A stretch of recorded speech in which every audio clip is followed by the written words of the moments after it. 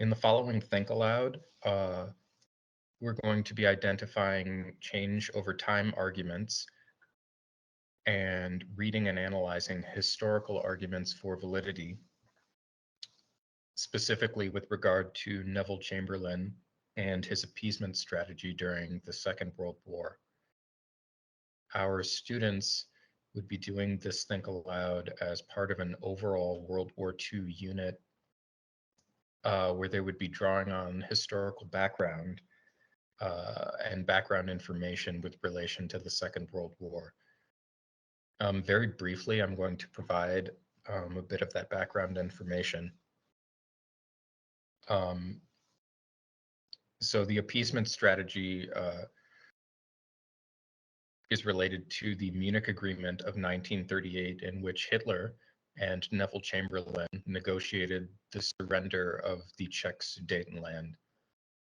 The Sudetenland is a sovereign Czech territory, a former Czech territory that would have been inhabited by mostly German-speaking individuals.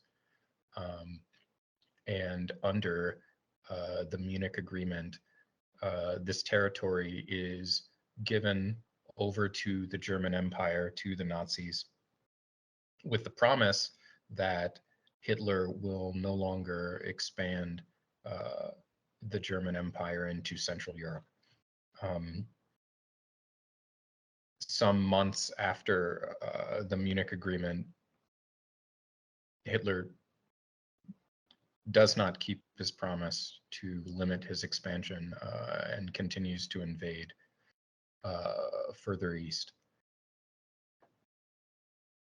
So we are dealing with historical arguments that comment on the appeasement strategy and Neville Chamberlain's fitness as a leader. And the first one that we will refer to is Tim Bouverie here, a British historian. And we'll stop immediately because I want to examine the credentials of the two historians to which we'll be referring. So the first, Tim Bouverie, and the second, David Dutton. We've already pulled background information, but we would have our students do this research on their own. David Dutton, a British historian who has been published by Bloomsbury and is the author of several books, one on Neville Chamberlain, and is a political history professor at the University of Liverpool. So obviously a satisfactory source of information. Bouverie is also a historian, a published historian, who wrote books on Churchill and Chamberlain, as well as other books, and has a more of a background in academics and public speaking as well. So again, very accurate and trustworthy historical sources here. So we'll begin with Bouverie's argument, and this is the first of the text that we'll refer to, dealing with the appeasement strategy directly. 3 months after Hitler came to power in Germany, the British ambassador in Berlin dispatched a prescient 5,000-word report to London. Having just read Mein Kampf, Sir Horace Rumbold correctly saw the book as Hitler's master plan for the conquest of Europe. And we would get deeper into this article, but I want to switch over immediately to a video of Bouverie in which he describes this sort of book theory, or a theory alluding to Hitler's plan being available through written information. So this is his public address. Neville Chamberlain is confronted with other evidence as well. There's a book which was hugely influential in its day by an Australian historian called Stephen Roberts, called The House That Hitler Built, and it came out in December 1937. And it's an amazing analysis of Nazism and all the treaties that Hitler had broken. This Australian historian had travelled around Nazi Germany over the previous year, spoken to lots of people, he had read Mein Kampf, and Roberts was absolutely adamant that Hitler could not achieve his aims without a major European war. Hitler was bent on war. So we would normally go further in the video, but for the sake of time, again, this Rumboldt and the Australian historian that Bouverie refers to have access to Mein Kampf. They have access to other firsthand sources that apparently lay out Hitler's plan to not abide by the Munich Agreement and to continue Nazi expansion into Central Europe, and that this could be known if you had access to these documents. And the thing that I want our students to struggle with here and to take away is that even if you had access to Mein Kampf and that it laid out Hitler's plan entirely on paper, or whatever historical documents that you had uncovered detailing what would happen, the idea that you could use these to justify a world war is absurd. I could go with a book to any general and have any political standing, and it would be ridiculous to think that simply with this book that this was some kind of confession that you could then use to leverage a military conflict. Even if you had it written word for word what he said he would do, there is no confirmation there, and it's ridiculous to believe that one could then start a war based simply on hearsay, correct or not, that was written in whatever article or book that you had uncovered. It's absurd. So I would like our students to recognize that, but then also that even if you had this information, militarily, there's nothing to leverage there, because the British are not at all ready to fight a war at this point in history. They are economically disenfranchised after the end of World War I, and the public sentiment is against entering into any sort of military conflict again. The wounds, the fallout of the First World War is only 20 years previous to this, and this is still very fresh in the minds of both British and American public consciousness. And with that, we'll move on to David Dutton's historical argument. We could characterize Bouverie, and we'd have our students identify this. We would characterize Bouverie's argument as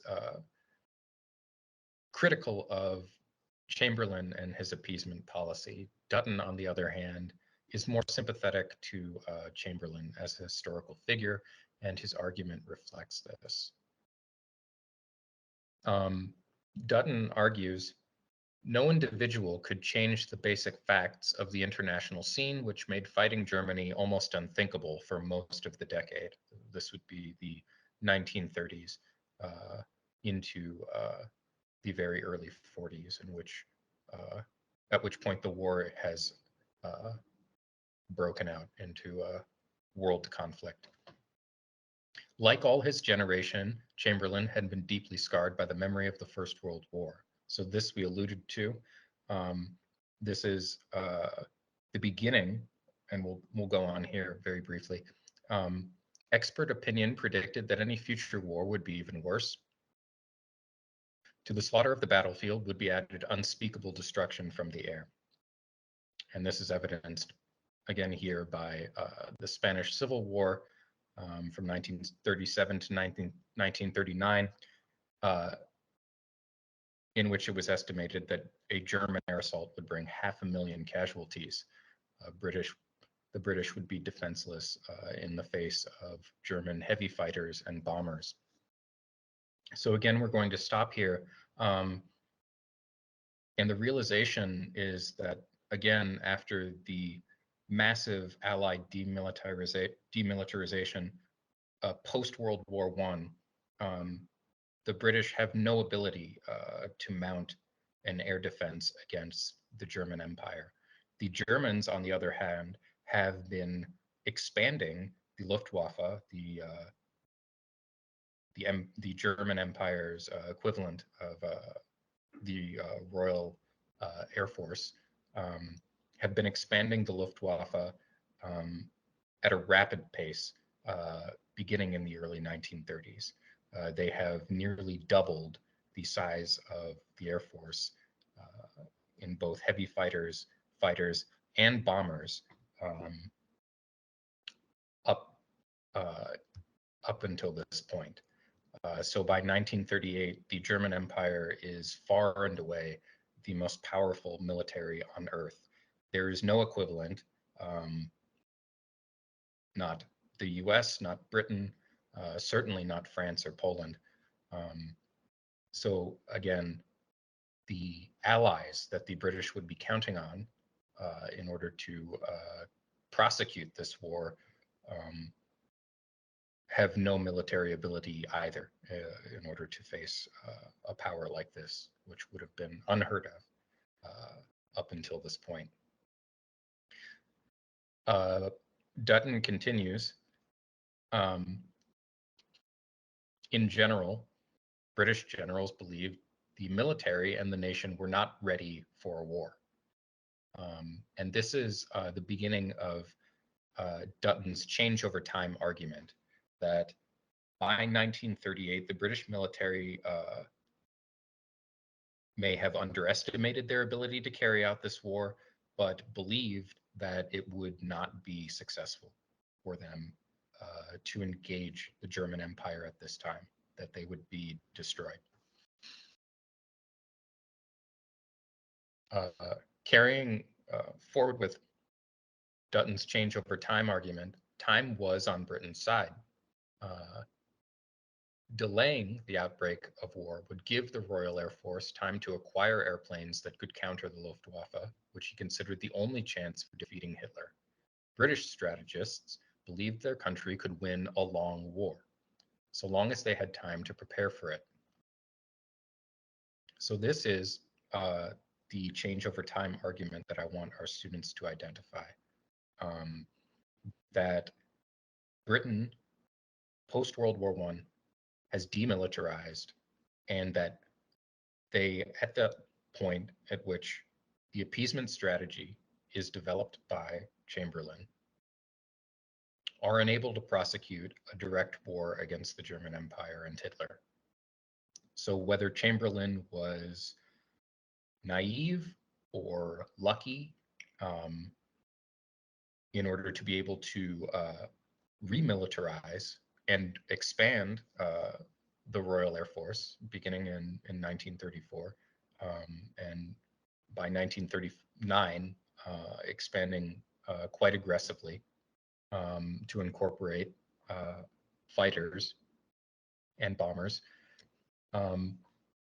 Whether Chamberlain is lucky or good in this instance, Bouvery's argument is flawed. That even if you knew what was going to take place, there was no ability to leverage or act on that information, because militarily it was impossible to effectively combat the German Empire at that point in time.